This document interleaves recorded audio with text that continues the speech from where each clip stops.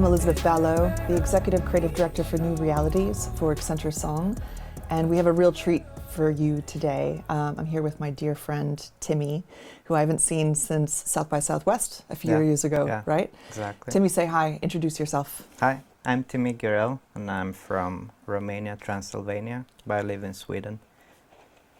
I remember that part. We had a conversation about Transylvania and whether it was pertinent to, emerging technology, if it's important to be a vampire at heart. So what have you, where are you working these days and what are you up to? Yeah, I'm an innovation leader at Volvo Cars, so working a lot with the emerging tech, but also trying to secure Volvo's future beyond cars, so working with foresighting, a lot of startups, university collaborations. And on the side, I co-founded the Point Labs, which is a venture studio inspired a bit by the Bauhaus movement. Big fan of Bauhaus. I was like, aren't we all? Yeah, like what would be the 2020s version of that with all the AI tools, immersive tech, just trying to set some principles for innovation. That's really interesting, actually, and I'd love to hear a little bit more about that because the Bauhaus movement was so specific and it was so deeply inspired by work, by humanity, but in a constructivist kind of way. What about the Bauhaus principles do you think are applicable to the AI revolution that we're experiencing?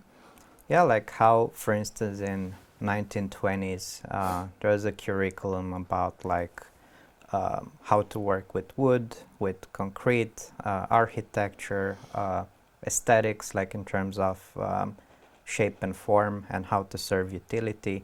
And I think we need to have a consistent curriculum for the 2020s, like where we actually augment our intelligence with AI tools, but also how to create cohesive user experience across devices and realities in that sense. So it's the material that we're working with. How do we make it work for us, essentially? That's really interesting. What are the attitudes inside of Volvo towards the work that you're doing? I know that, so in the work that I do, I work, I came from 7 years as the global creative lead for emerging tech at Meta. There was an interesting sort of rubric always applied to emerging technologies where it was like, yeah, this is cool stuff, but we can't be super fringe. If we're going to be pushing innovation, eventually we need that innovation to work for billions of people, right? So the use cases have to be extremely clear. It's something similar, now that I'm at Accenture and I'm working a lot with automotive companies, thinking about the physicality of utility, right? That needs to be applied as a rubric to the innovation strategies. So it's very homely, actually, at the end of the day, whether we're talking about autonomous driving or if we're talking about, the kinds of AI models that we're using for testing and facilitation. At the end of the day, we're still talking about a butt in a seat, going somewhere, probably with a family, or something simple in mind. So what's the relationship between those futuristic technologies that you're working with and the functional utility of Volvo in your mind? That's a good question. Because I started as a musician when I moved to Scandinavia, and I actually lied to my parents that I'm going to engineering. I support that. They thought that I'm going the automotive route, but I went to the Royal Academy of Music. No kidding. And then I became homeless. I was sleeping in the airport for 3 months, and I was like, yeah, shit, maybe I should have listened to my parents. We've got the perfect background for you right now. I love it. Yeah. And then I moved to gaming, where I was like trying to see how to build worlds, how to create like proper interaction, user experiences. We had an eye tracking company that was acquired by Meta some years ago, the iTribe.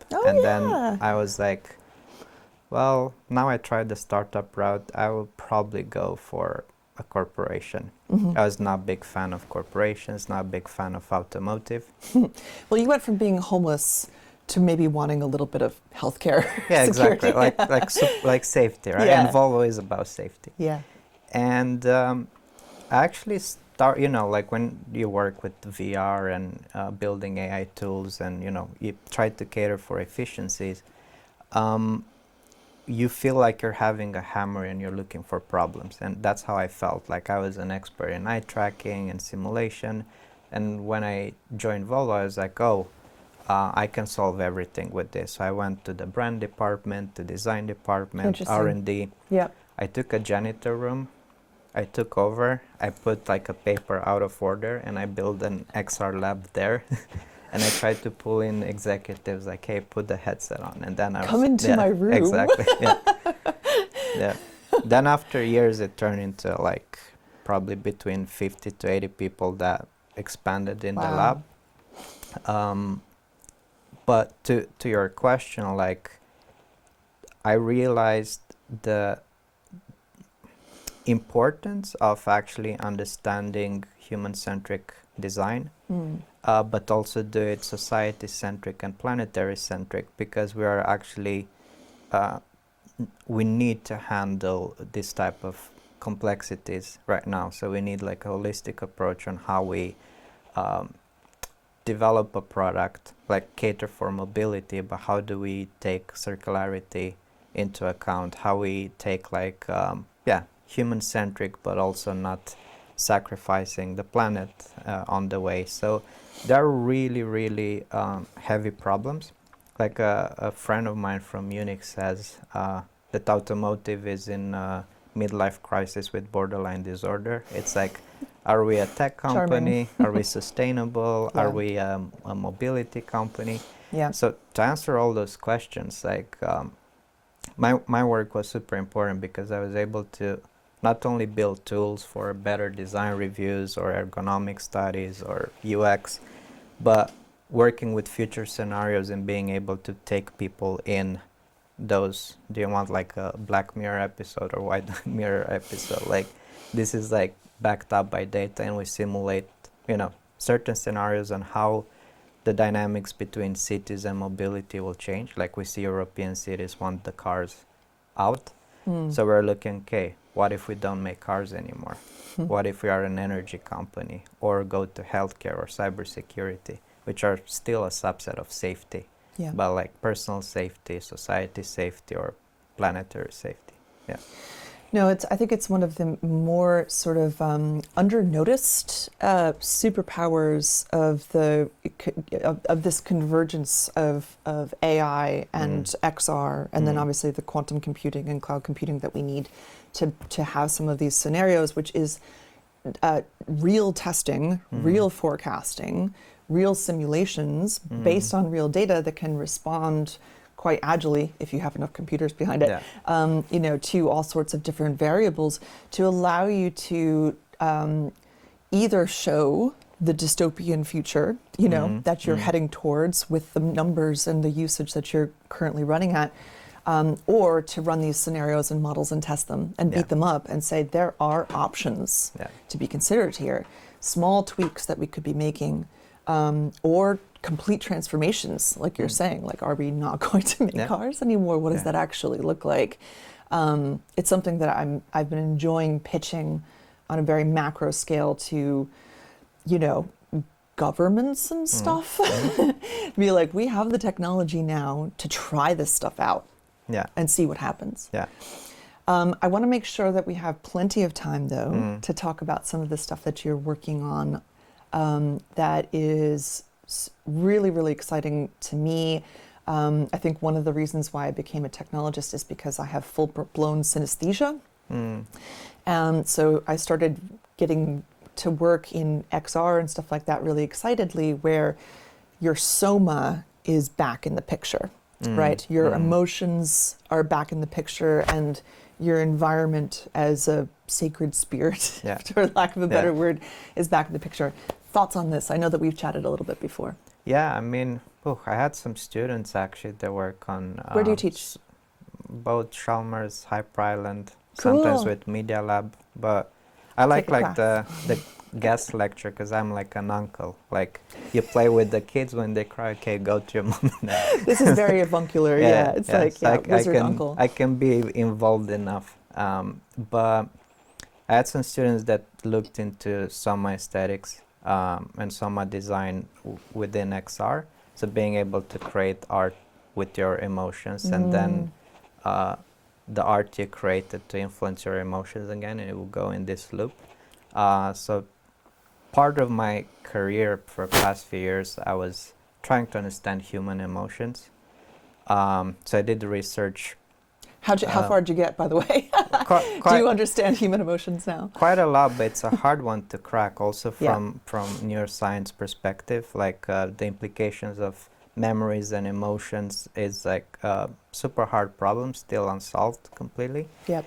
But I was inspired by my grandma. She lives in the mountains in Transylvania. She had 13 kids, escaped Holocaust, communism. We love her. And she has this gift of reading people. Like the moment somebody entered a room, she would look at them and they're like able to observe certain patterns or, emotions. And I was like, what's her algorithm? How does she do that? And I started to study a bit like perception, cognitive science, and trying to see how do I translate that to technology? How do I use it in games? That's why I went to eye tracking, to VR, to be able to isolate some cases and being able to, gather emotions. But then, for instance, in industry, you try to understand human behavior for human-computer interaction, right? So still related to efficiency. Past few years, I was thinking, okay, now that we moved past utility, how do we nudge behavior? How do we craft new narratives about the future that we want to build? Because that's the issue that we have. It's not necessarily the technology, but we need to evolve the narratives, like our relation to industry, to technology. That question hasn't been visited for the past decades, I would say, or not updated. Totally, right? We've spent the last 10 years crouched over laptops, right? The physicality and connection with our bodies as in the feedback loop of how we create technology has been really lost for a long time. Do you agree? Yeah. I feel like we got into this phone laptop cycle, which is so different from any other technology cycle since we stood up. Yeah. Right? Yeah. Like there used to be seasons and there used to be function and then there used to be physicality and then we developed ergonomic, rhythmic technologies to suit those things, but not recently. That's so interesting, and it's such a nice evolution from the work with Volvo, actually, if you think about it, because that's highly somatic. Yeah. So are you taking this, in terms of the actual mining of emotional stuff, how systematic can you get there? And just a tiny piece, I studied micro-expressions really extensively, partially because the place where I fall on the spectrum makes me sometimes not always feel feelings. It's probably close to psychopathy, right? But the interesting thing is that if you actually do the micro-expressions, you feel the feeling a little bit. It's like if you smile with your cheeks out, you actually feel a little happy. Yeah. So where did you get in terms of being able to create a feedback loop between the emotion and being able to systemize it? Yeah, beyond eye tracking, we looked at expressions and other biomarkers that we could, check, especially in a new relationship where trust needs to be a currency. Totally. So human trusting the machine, that the machine or the car, in this case, acknowledged environments, having situational awareness, understanding that that the car knows that the user is aware of the situation as well, right? So it's not just sitting in front of the wheel, put it on the self-driving mode and then going to sleep. You're having a conversation. Yeah. But being able to exchange this trust between the machine and the human, and that sometimes comes with subtext, understanding, oh, that's a weird expression, means that the user is frustrated with what the car did. Or interacting, or with voice assistants. Sometimes I get super frustrated because I hate talking to a machine, in the sense of if they didn't understand me the first time, I feel like an idiot. Like I'm not repeating myself to screen. To a computer. Like, it feels weird, right? Yeah. So those things, I think, that are interesting to detect and see, okay, how do you actually improve the user experience in that sense, like in those situations where probably there's miscommunication or mistrust between system and human. But it's a super hard one to crack. Yeah, and I had like a few kind of byproduct results of the studies, because while trying to study those macro expressions, we found other cases like daydreaming. While you drive like on a boring road every day, right, your mind wanders somewhere else.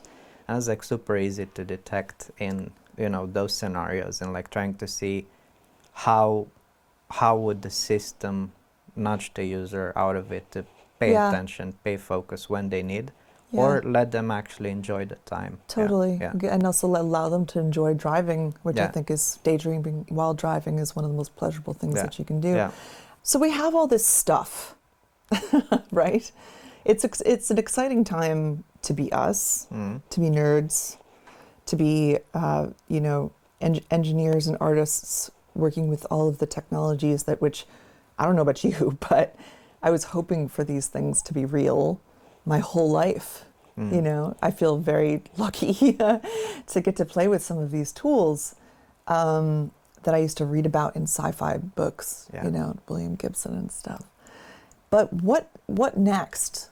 You know, you're doing such interesting and important work, really, to not only understand, grow, and manipulate some of these really futuristic tools like the combinations of XR and AI, but you're also thinking about the person and how these are going to affect our future, and how, honestly, I really think we're not going to end up in the same grip of technology the way we did with the phone. Really. I think that's not a future that you and I are trying to create. So what happens next, right? Like, how do we scale this combination of somatic thinking, emotional resonance, and these future technologies? How do we bring that to society? Yeah, I think actually to build on that, it's an actual excellent question. Like, I've been inspired by pop culture, movies, or like some old books, right? Like, I was imagining this future as well. That's why I also got a bit into automotive. Like, I was dreaming maybe 15, 20 years ago that we will wear glasses and lenses, and, you know, we'll have all this information in front of us. Implants, yeah. And I had actually the fortune working at Volvo with a hero of mine, Alex McDowell. Like, he was, you know, doing Minority Report, Fight Club. And in Minority Report, that's one of those movies that inspired me, right? Like, and what's interesting, they're using the world building technique of having a holistic view on the world, of the future world, and it's not science fiction but future reality. So, you know, Steven Spielberg asked him, hey, I don't have a script, but how does Tom Cruise go to work in 2040? And this was like, you know, late 90s. Movie came out in 2000, but there are like 120 patents associated with the movie. Voice assistants, self-driving pods, and you know, Oblong the Industries. AR. You remember Oblong? They did some of the early screen work. Exactly. And we said, well, what if we work with him and trying to learn the technique of world building and being able to have a more precise and complete view of the future. So we looked at 7 cities like Sao Paulo, Detroit, Gothenburg, Tbilisi. So we tried to see, okay, what does safety mean in the future in these areas? I don't see like a 2-ton SUV electric on the streets of Jakarta. So what would be an answer for 2050 in that area to cater for safety, for sustainability, looking at circularity, microfactoring? So we're able to craft those scenarios to be able to form vocabulary to describe the future, like the collective imaginated futures. So now that we have XR and AI, how do we have collective augmented imagination, like or that vocabulary that is helping us with a level of hallucination here and there to craft a few scenarios that I can subscribe to, you can subscribe to, and it's like, oh wow, that's an interesting future. It's like a desirable future that both me and you want to build. And I identify my role and part into it, right, as an industry or policymaker or artist. And you know, every revolution started with artists, poets, and you know, going back to Bauhaus, now we have new forms, and I think we are now the artists of the future, that we need to use this type of expression mechanisms to craft those futures, and with higher and higher precision. It's so interesting. One of my favorite Nietzsche ideas is his quite dark, as to be expected, kind of perspective on semiotics and hermeneutics, right? Basically saying that we can never understand each other at all, right? Which is obviously, you know, there are levels to that, but to come from that conceit that we cannot understand any of the words that we're saying to each other at all, right?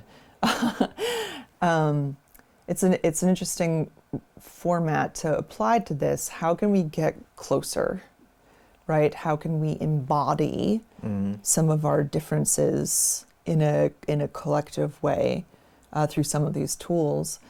And you know, I'm wondering though, like, what are the things that are holding us back? And I'm actually talking about tech now.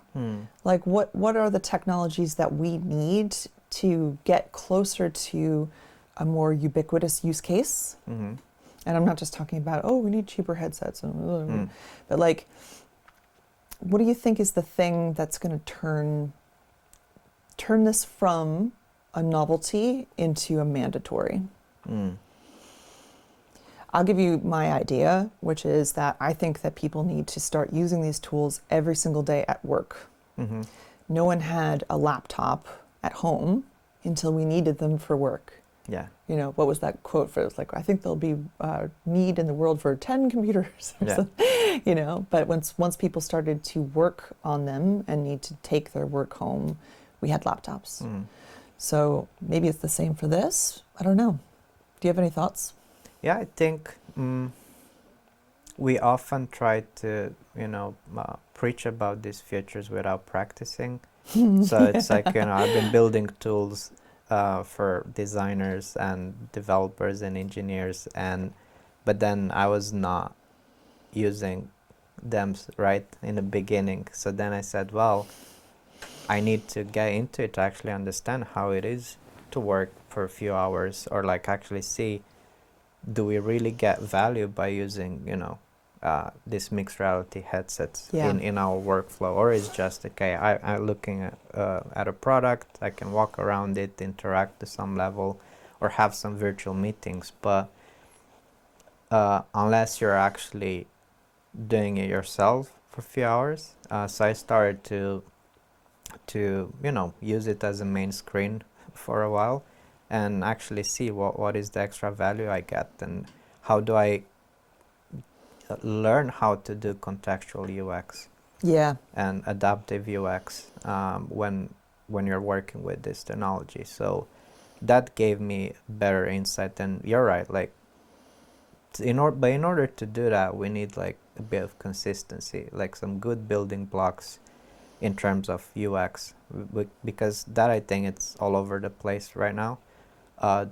There's not that much content. I really love the XR community, but to be honest, the content, it's all over the place. And it's fun and it's quirky and experimental, right? Because we have all these cool artists and developers building for these platforms. But, you know, you try it once or twice, but it doesn't have continuity, and I think that's an issue for now. Probably generative AI would help with certain, repurposing content, or like having more fluid interfaces, fluid experiences across devices. There might be something there. Yeah. Yeah, we're at an interesting inflection point, because I think that, to your point, we're starting to have enough computing and have enough generative models to potentially have more endless experiences, closer to endless experiences. But I think that the use cases are just not there yet, and I think it's going to take longer. I mean, people forget about all the generations of smartphones there were before the iPhone just swept the table. But it'll be interesting to see how much longer this takes. And we're talking about XR, obviously, right now. But just to close, can you tell me about your favorite thing that you're working on right now? And it doesn't have to be practical. Oh, yeah. Yeah, my favorite thing now is to replicate emotions and consolidation of memory to AI systems, to companions. So working on something interesting there. But also, while working with how do I remove cognitive dissonance in this, XR or mixed reality, I was going into scents a bit, like perfumes. Cool. Because I didn't find any consistent research since the 70s on how is that related to emotions, to consolidation of memory. Can that be used somehow with mixed reality experiences? And I'm not talking of those diffusers here and there. So dorky. But like trying to see how do we work with our senses and how to remove dissonance drivers. And yeah, I think that's an interesting field to play with, and yeah. Obsessed. And when I was a little kid, I tried to create like a scent opera. Like I wrote these little songs, and then I would be like, here, sniff this, and then I'm going to play this. It's like the dorkiest thing ever, but it's like we're coming all the way back into that actually being a thing, so I'm a fan. Thank you so much for today. What a treat. Thank you for having me.